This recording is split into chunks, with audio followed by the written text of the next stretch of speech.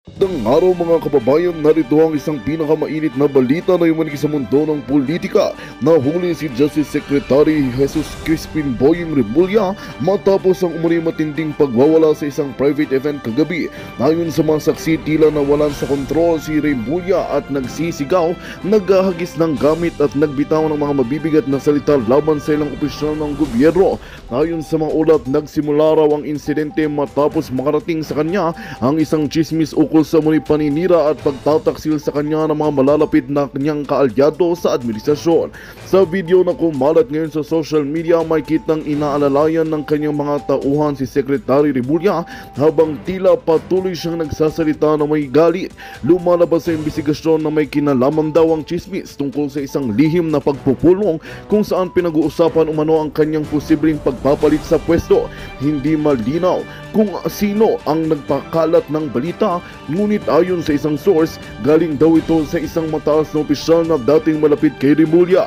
Sa gitna ng kontrobersiya, may mga nagbubunyag na matagal na raw may tensyon sa loob ng administrasyon. Sa ngayon, wala pang opisyal na payag si Secretary Remulla ukol sa insidente, ngunit inaasahang maglalabas siya ng statement sa mga susunod na araw. Patuloy ang imbestigasyon sa nangyaring kaguluhan at kung may mas malalim pa na itong pinag-uugatan. At yan nga ang balitang ating pakakatutukan.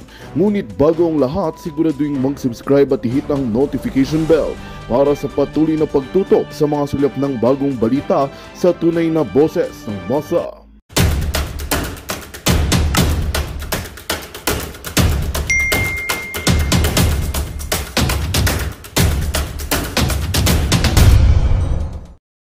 Laban ka sa kay Pangulong Duterte.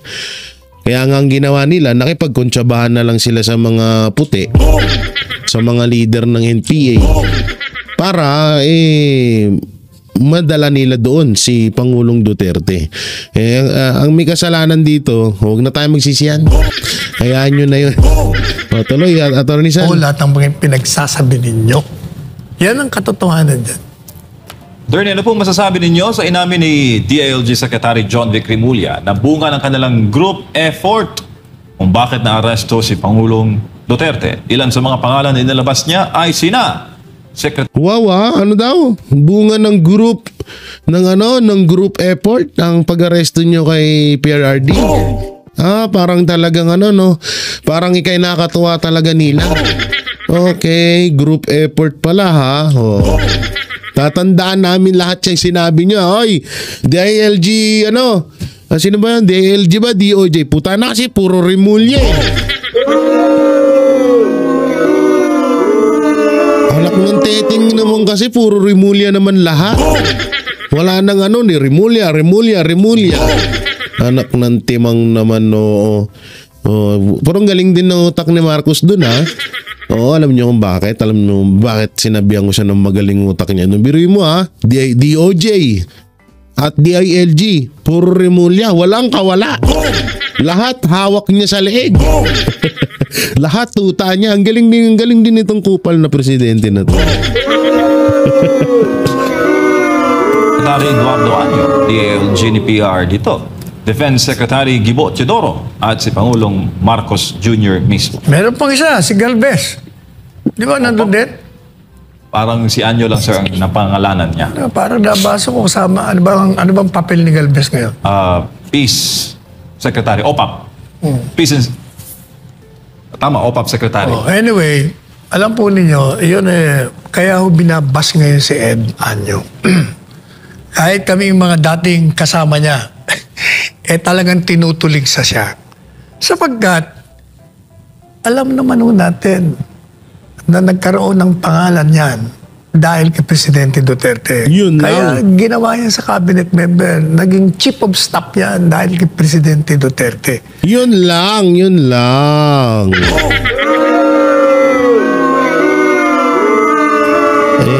Isa rin palang pala rin yan isa rin palang isa rin palang mangustin. Isa din palang mangga.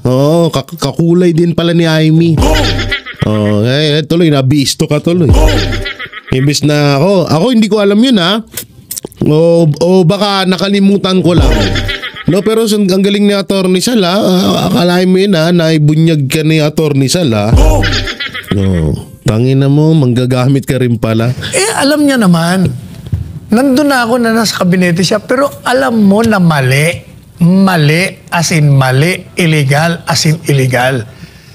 Dapat either mag-resign ka kung hindi mo na masikmura, Tama. o tumahimik ka na lang. Pero yung ikaw ay kasama sa plotting, sa conspiracy, pati naman ikaw, Gibo, Diyos ko naman, Brad ko ito sa Sigmaro Nung ito'y tumakbong presidente, nagpagawa ako ng mga t-shirt para sa kanya, sarili kong gastos. Tinulungan ko siya. At ilang beses siyang inalok ng Presidente Duterte na maging Secretary of National Defense. 3 beses yata, 3 beses siyang tumanggi. Tumakbong senador, tinulungan pa rin siya. Pagkatapos, magpa-plot kayo. Magpaplano kayo kung paano nyo aarestuin ng illegal, ididitining illegal, at ikikidnap. Hindi lang yan. Mabuti sana kung maganda naman yung ayos ng ginawa nyo. Talaga namang balasubas ang ginawa nyo Talagang walang hiya ang pamamaraan na ginawa nyo. Sinaktan nyo pa yung mag-ina. Tapos, itong si Presidente Duterte, alam nyo na nga may sakit. Ano ba yung dinala nyo sa ospital? Sige. Sabihin nyo, hindi, binigyan namin ng attention. Binigyan nyo ng attention. Hindi nyo nga dinala sa ospital. May ambulansya na doon. Hindi nyo pina-examine na nandun kompleto equipments sa ospital. Pangatlo, hindi nyo binigyan yung mga prescribed medicine niya. Kaya nakita nyo, nung nagsalita, napansin mo ba? Nagsalita siya, naka-Amerikana nga siya, pero ang boses niya, garalga, parang, ang tingin ko, anong nangyari sa presidente? Baka na mild stroke na ito. Siyempre, yun bang kinaladkad mo yan Hindi nyo na pinagpahinga, hindi nyo binigyan ng medisina.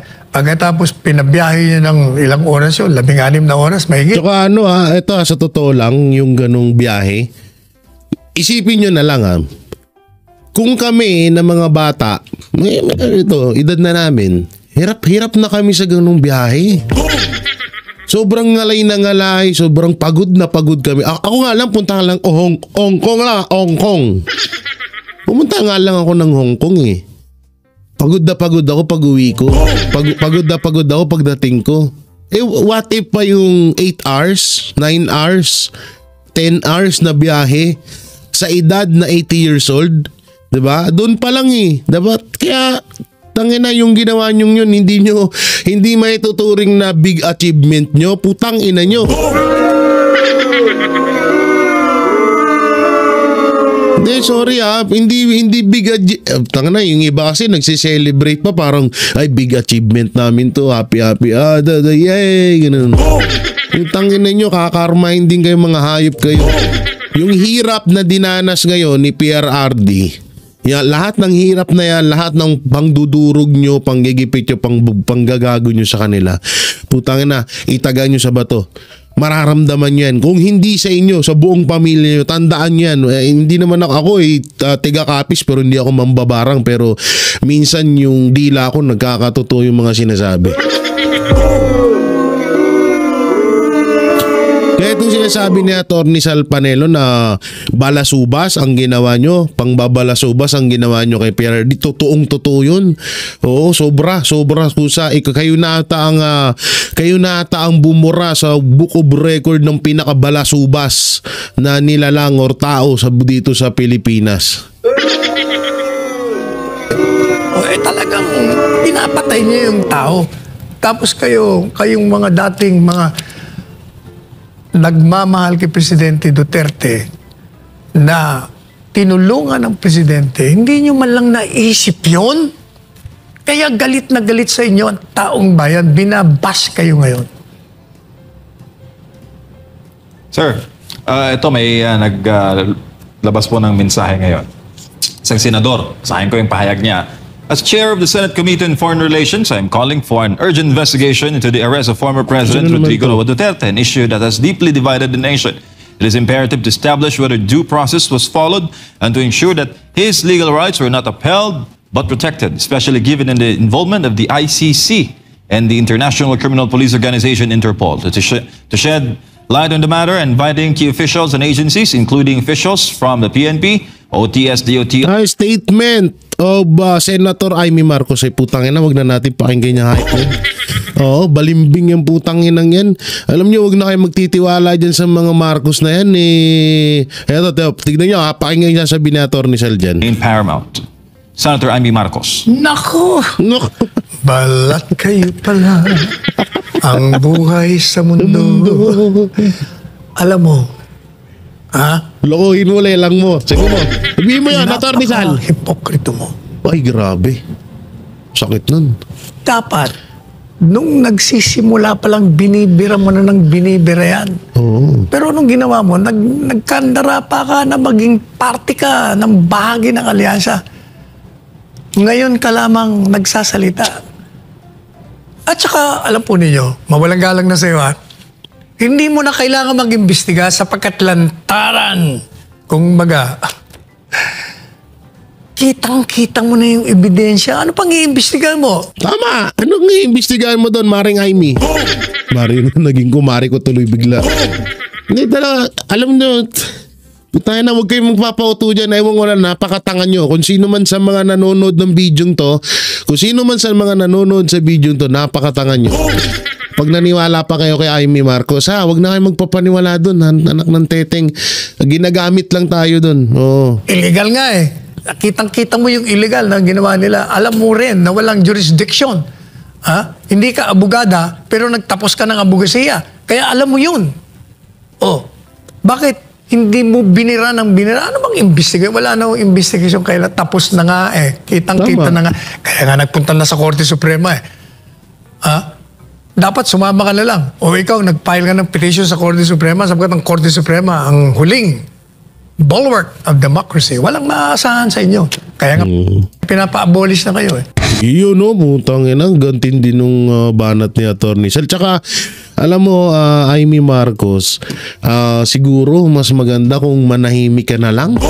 Oo, dakdak ka pa ng dakdak. Wala namang kwenta yung mga pinagsasabi mo at wag mo na kami utuin. Oo, kung talagang may concern ka kay Pangulong Duterte at sa mga Duterte, sinakal mo na sana yung kapatid mo.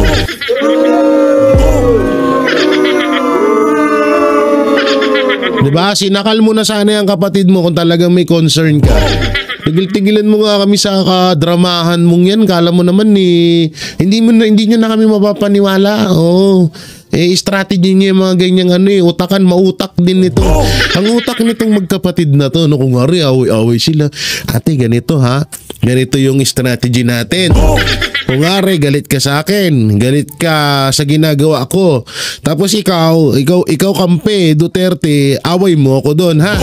Para yung naririnig mo doon na plano nila, sabihin mo sa akin, ate ha, salamat.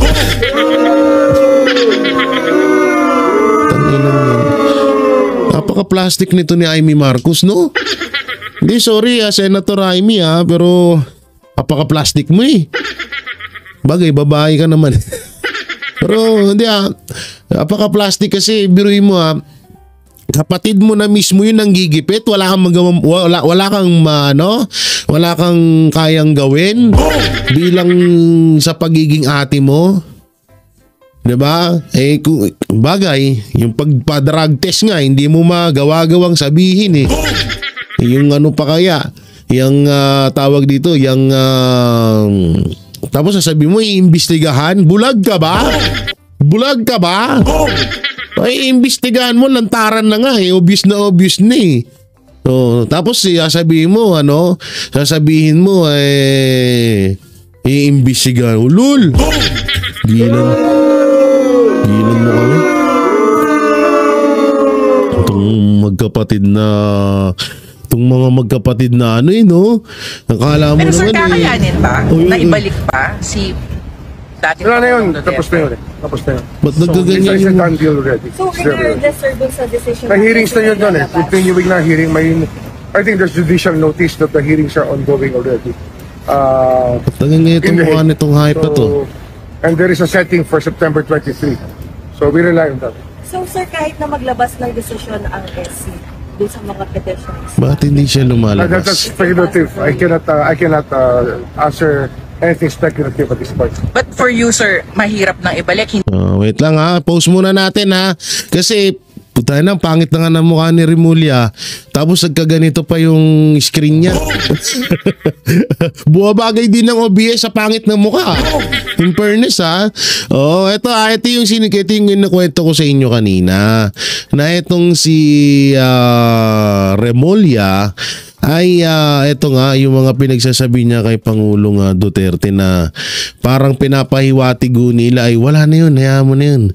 Ano na yun, tawag dito, wala na yun, hindi na yung makakaano, hindi na yung makakabalik, hindi na yung tawag dito, hindi na yung uwi ng Pinas. Parang yun po yung gusto nilang gawing pahiwatig dito ho, sa sinasabi dito ni Remulla. Ewan ko kung anong nakain itong hinayupak na to at biglang nagkakaganito ho ito, no? Pasensya na ho kayo ha.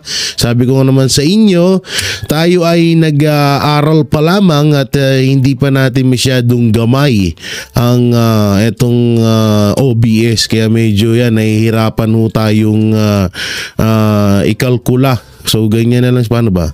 Ganito, ganyan na lang siguro, no?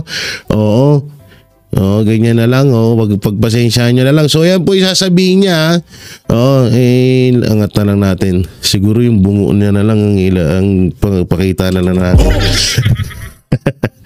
Utangin na kasi ito buwisit tuloy nagiging palpak yung ko, yan na lang, ganito na nga lang gawin natin nagiging pa yan.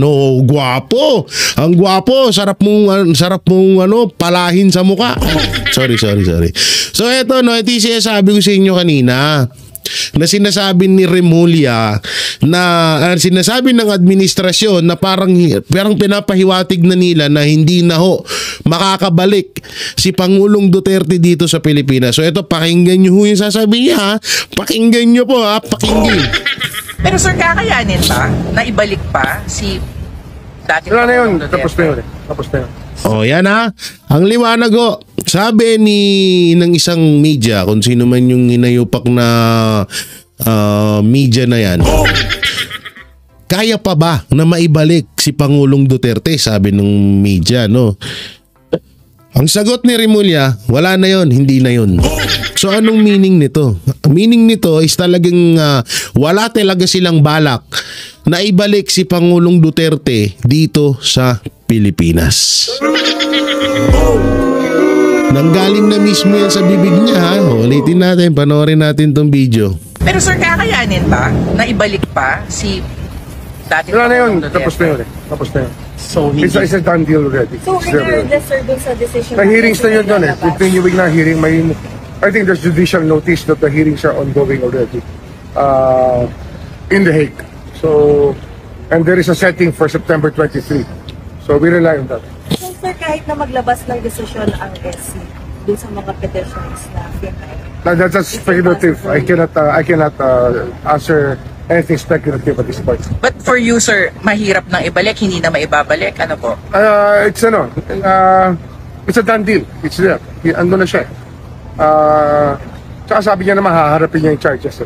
So, I think that all of us. Gago, harapin niya yung charges dito sa Pinas. Hindi doon sa ibang bansa, ulul. Utot mo kulay blue. Na tayong Pilipino, narinig natin na sinabi sa atin ng dating Pangulong Duterte na haharapin niya ang kahit na anong paratang sa kanya kahit sa ICC. Ito na to, no? Buhay pa rin. No? Ay, Oo nga, sinabi nga ni Pangulong Duterte yun, pero hindi doon sa Interpol. Hindi sa ICC, siyo nga. Katarantaduhan mo.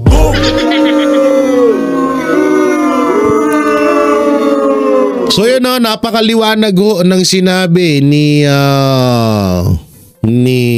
DOJ ba to? DILG.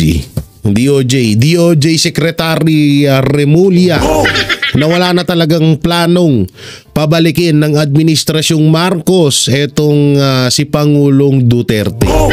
No, talagang ang pag-asa na lang natin ay manalo at magbago ang isip ng ICC or Kasi kung iisipin nyo kung maaari, kung halimbawa man na kukunin ni Marcos para lang mabawasan yung galit sa kanya ng taong bayan. Kukunin doon sa Netherlands si Pangulong Duterte tapos ibabalik dito sa Pinas, parang kaplastikan yun. So okay din naman yun, walang problema doon kahit kaplastikan yun. No? Pangalawa, umasa na lang ho tayo na maging okay po ang trial ni Pangulong Duterte. Kaso nga lang ang ano ho dito ay aabot pa po ng halos 6 months etong si Pangulong Duterte doon sa pangalawang trial nila kung hindi tayo nagkakamali. Biruin nyo ho yun sa kalagayan ho ni Pangulong Duterte sa edad niya na 80 years old parang ang hirap ho sa kanya yun. Unang-una, iba yung klima doon. Pangalawa, matanda na si Pangulong Duterte at yung mga gamot na pinapainom sa kanya hindi naman ata yun yung para dun sa mga kanyang karamdaman. No? So grabe, no? Biruin niya, ganyang kawalang niya ang administrasyong Marcos. O baka sabihin, hindi naman si Marcos nagsalita. Puta na. DOJ, secretary. Hawak ng gobyerno yan. Tarantado ka ba? Ganun na rin yun. Ganun na rin yun ng Justice Secretary, kaya nga Justice Secretary. Tangina, no? Talagang inano na nila na talagang pinush na nila, pinamukha na nila sa taong bayan na wala silang plano na ibalik pa si Pangulong Duterte dito sa Pilipinas. So mga kababayan, bahala na lang kayo, nanggigigil na naman ako. Ito si Remulla, ilang bulati na lang ang pipirma, ba't hindi pa pumirma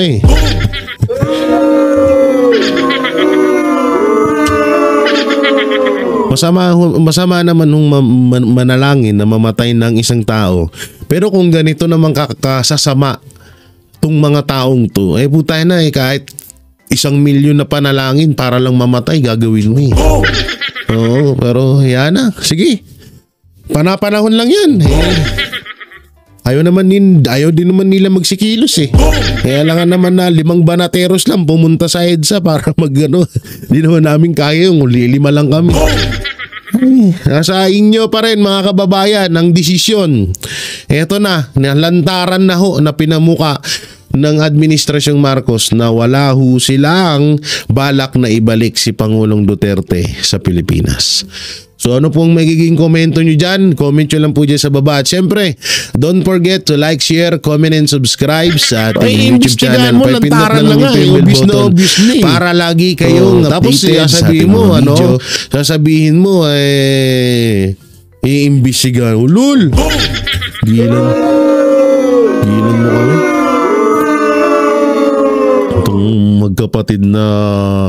Itong mga magkapatid na nakala mo pero naman sir, kakayanin ba na ibalik pa si dati Wala na yun. Duterte? Tapos na yun. Ba't nagkaganyan It's a yung... done deal already. So, regardless, sir, dun sa decision... May hearings na yun doon Continuing na hearing. I think there's judicial notice that the hearings are ongoing already. Taganyan itong mukha nitong hype na to. And there is a setting for September 23. So we rely on that. So, sir, kahit na maglabas ng desisyon ang SC dun sa mga petitions... Bakit hindi siya lumalabas? That's speculative. I cannot answer anything speculative at this point. But for you sir, mahirap nang ibalik. Wait lang post muna natin kasi puta na, pangit na nga ng mukha ni Remulla. Tapos nagkaganito pa yung screen niya. Buwabagay din ng OBS sa pangit ng mukha. In fairness ito yung kinukwento ko sa inyo kanina. Na itong si Remulla ay ito nga yung mga pinagsasabi niya kay Pangulong Duterte na parang pinapahiwatig nila ay wala na yun, hayaan mo na yun. Ano na yun, tawag dito, wala na yun, hindi na yung makakabalik, hindi na yung tawag dito, hindi na yung uwi ng Pinas. Parang yun po yung gusto nilang gawing pahiwatig dito sa sa sinasabi dito ni Remulla. Ewan ko kung anong nakain itong hinayupak na to at biglang nagkakaganito ho ito, no? Pasensya na ho kayo, ha. Sabi ko naman sa inyo, tayo ay nag-aaral pa lamang at hindi pa natin masyadong gamay ang etong OBS, kaya medyo yan nahihirapan ho tayong ikalkula. So ganyan na lang, paano ba? Ganito, ganyan na lang siguro, no? Oo, ganyan na lang, pagpasensyahan nyo na lang. So yan po yung sasabihin niya, angat na lang natin. Siguro yung bungo niya na lang ang pakita na lang natin. Utangin na kasi ito, buwisit tuloy nagiging palpak yung ano ko. Yan na lang, ganito na nga lang gawin natin nagiging pa yan. Gwapo, ang gwapo, sarap mong palahin sa muka. Sorry. So eto, no, ito yung sabi ko sa inyo kanina na sinasabi ni Remulla na sinasabi ng administrasyon na parang pinapahiwatig na nila na hindi na ho makakabalik si Pangulong Duterte dito sa Pilipinas. So ito, pakinggan nyo ho yung sasabi niya, ha? Pakinggan nyo po, ha? Pakinggan. Pero sir, kakayanin ba na ibalik pa si dati Wala na yun. Duterte? Tapos na yun. Yan, ha. Ang liwanag ho. Sabi ng isang media, kung sino man yung hinayupak na media na yan, kaya pa ba na maibalik si Pangulong Duterte? Sabi ng media, no? Ang sagot ni Remulla, wala na yon, hindi na yon. So anong meaning nito? Ang meaning nito is talagang wala talaga silang balak na ibalik si Pangulong Duterte dito sa Pilipinas. Nanggaling na mismo yan sa bibig niya, ha? Ulitin natin, panoorin natin tong video. Pero sir, kakayanin ba na ibalik pa si dati Wala na yun. Duterte? Tapos na yun. So, it's a done deal already. So, regardless, sir, dun sa decision... The hearings na yun doon Continuing na hearing. I think there's judicial notice that the hearings are ongoing already in The Hague. So, and there is a setting for September 23. So, we rely on that. So, sir, kahit na maglabas ng desisyon ang SC dun sa mga petitions na That's speculative. I cannot answer anything speculative at this point. But for you, sir, mahirap nang ibalik, hindi na maibabalik, ano po? It's a done deal. It's there. Ando na siya. Tsaka sabi niya na mahaharapin niya yung charges. So, I think that all of us. Gago, harapin niya yung charges dito sa Pinas. Hindi doon sa ibang bansa, ulul. Utot mo kulay blue. Na tayong Pilipino, narinig natin na sinabi sa atin yung dating Pangulong Duterte na haharapin niya ang kahit na anong paratang sa kanya kahit sa ICC. So ano to, no? Buhay pa rin, no? Ay, Oo nga, sinabi nga ni Pangulong Duterte yun, pero hindi doon sa Interpol, hindi sa ICC, siya nga. Patarantaduhan mo.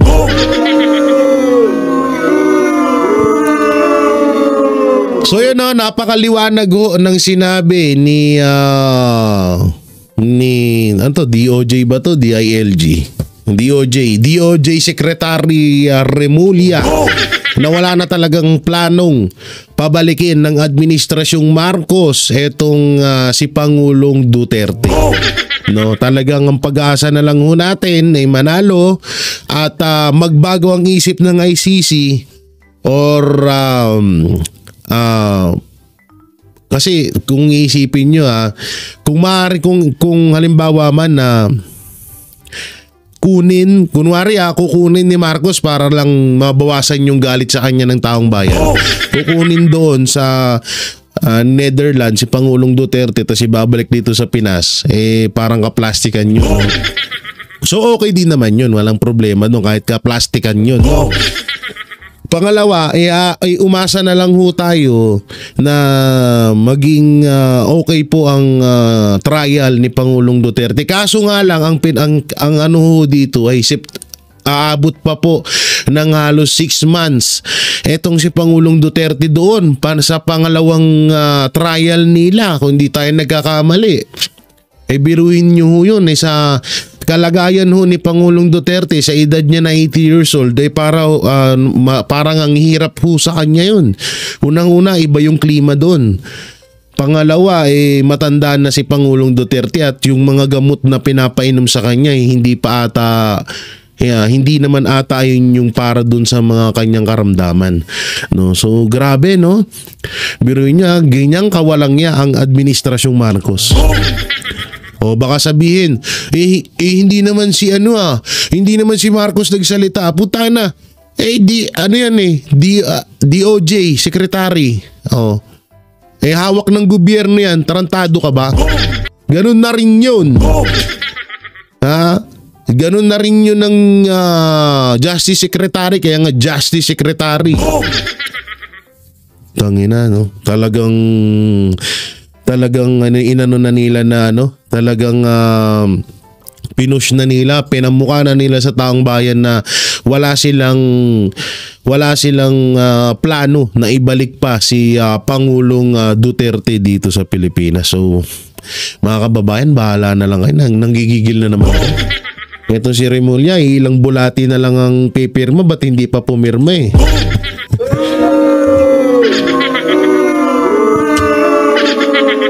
Masama naman nung manalangin na mamatay ng isang tao. Pero kung ganito naman kasasama tong mga taong to, putay na kahit 1 milyon na panalangin para lang mamatay, gagawin mo eh.